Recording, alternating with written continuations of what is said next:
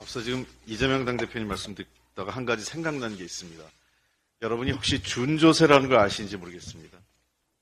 과거 군사독재, 권위주의 정권 시절에 있었던 준조세는 사실 조세가 아닌데 조세에 준하는 것이라고 해서 예를 들면 사회적 재난이나 참사 또 여러 가지 국가 방위성금 등의 재벌 대기업으로부터 정부가 사실상 압박을 해서 돈을 내게 했습니다.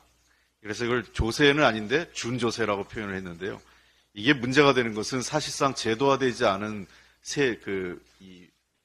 정부의 강압에 의해서 돈을 소위 억지로 내게 만든 것이기 때문에 이후에는 반드시 그 해당 기업에 대한 대가성 특혜가 따라가게 돼 있습니다. 저는 윤석열 정부가 그런 과거 권위주의 정권 시절에 준조세를 부활시키지 않았으면 좋겠습니다.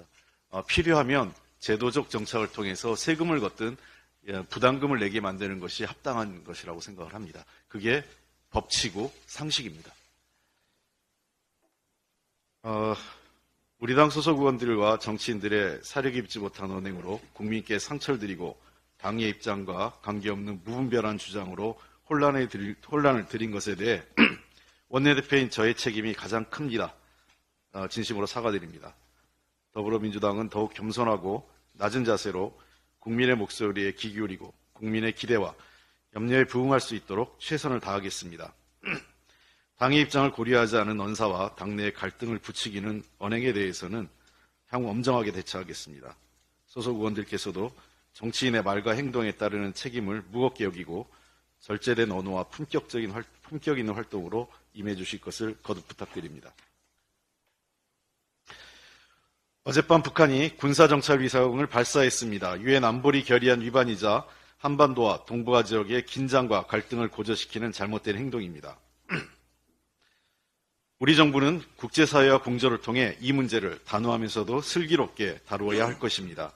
그 어느 때보다 국제정세가 불안하고 한반도 위기관리가 중요한 시점입니다. 국가안보와 국민안전을 최우선으로 한반도와 동북아 지역의 평화와 안정을 위한 관련국들의 다자간 대화 복원이 필요합니다. 북한의 도발을 단호히 규탄하며 정부의 효율적인 대응을 주문합니다. 그렇지만 북한의 군사정찰 위성 발사를 이유로 9.19 군사합의의 일부 효력을 정지하는 것은 잘못된 처방입니다.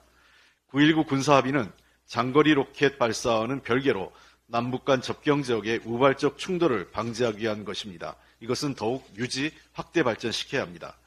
정부가 문제는 해결하지 못하면서 북한의 도발에 빌미만 주고 남북한의 갈등을 부추기는 선택을 하는 것은 바람직하지 않습니다.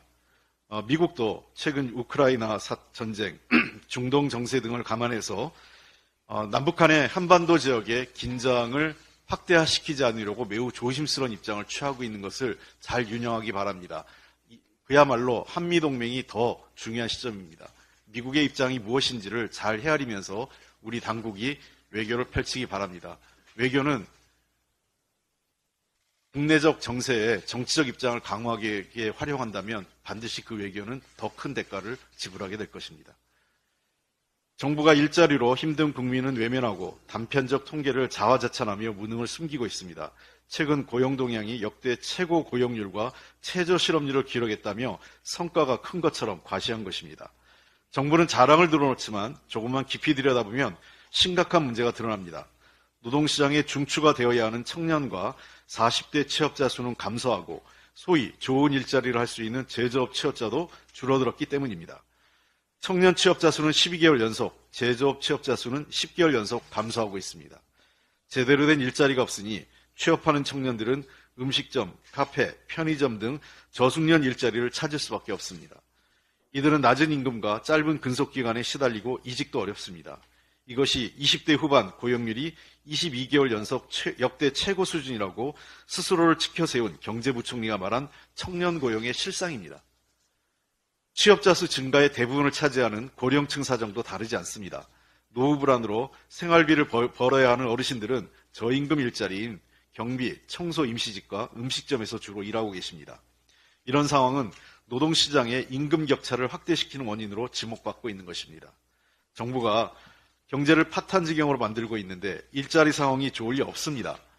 마음껏 일해야 하는 청년과 40대는 일자리를 찾지 못하고 증가하는 고령층 취업자는 생활을 위해 낮은 임금을 감수하고 있습니다.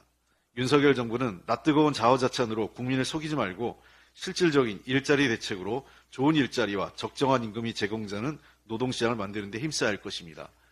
더불어민주당은 이번 예산안 심사 과정에서 일자리, 특히 청년 일자리와 관련된 예산은 적극적으로 반영하겠습니다. 정부 당국의 협조를 다시 한번 부탁드립니다.